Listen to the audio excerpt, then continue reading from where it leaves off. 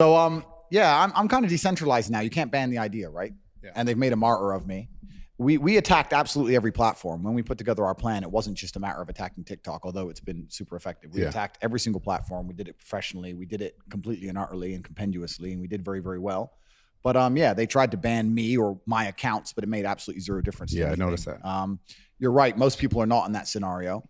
There's been a lot of marketing studies and a lot of people who have done podcasts now who are talking about the Tate method and how I did it and saying that they're going to replicate it, et cetera. But no one can truly, I don't think, replicate what we did because one, they don't understand the secrets of it. And two, even the surface level things, which I'm open to talk about.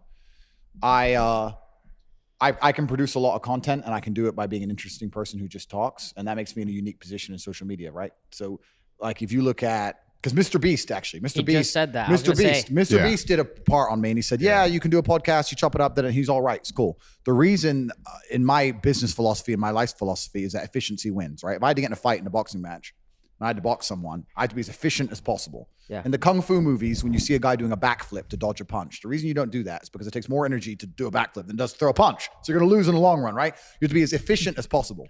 For me to get 10 million views, I have to sit down and tell the truth. For him to get 10 million views, he needs to build a house and get fucking this and money and da-da.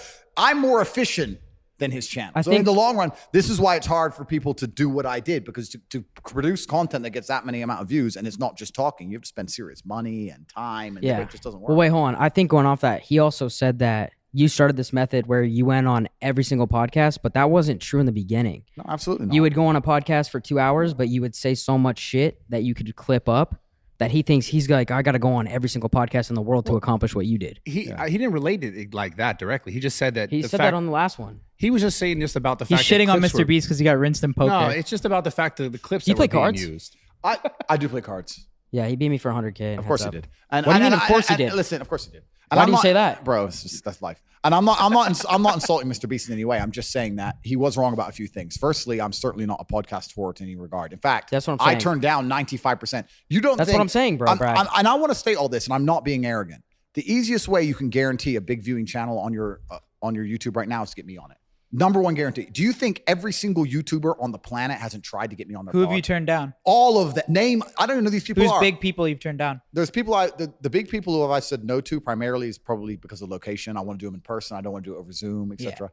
But I get maybe 50 podcast requests a day from fuck knows who. So I'm not Mr. Podcast. Have you ever charged to go on one though? No, I don't charge people. I allow you all to enjoy the monetization of the millions of people offering you for free because I'm a charitable man. I'm very generous and nice. My house is big enough.